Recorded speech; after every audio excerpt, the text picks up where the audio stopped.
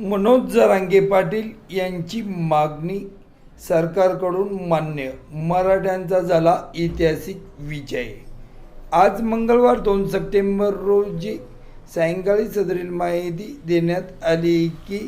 सरकारच्या वतीने उपसमितीने आज मनोज जरांगे पाटील यांची भेट घेतली असून सदरील मनोज जरांगे पाटील यांच्या असलेल्या मागण्या संदर्भातला मसुदा तयार करण्यात आला असून सदरील मसुदा हा मनोज जरांगे पाटील यांच्याकडे सुपूर्द करण्यात आला असून त्यानंतर मनोज जरांगे पाटील यांनी तो मसुदा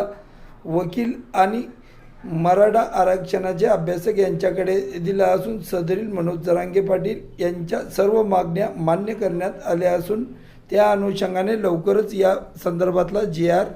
काही तासात निघणार असून हा मराठ्यांचा मोठा ऐतिहासिक विजय झाला असून मनोज जरांगे पाटील यांच्या आंदोलनाला मोठे यश मिळाले आहे।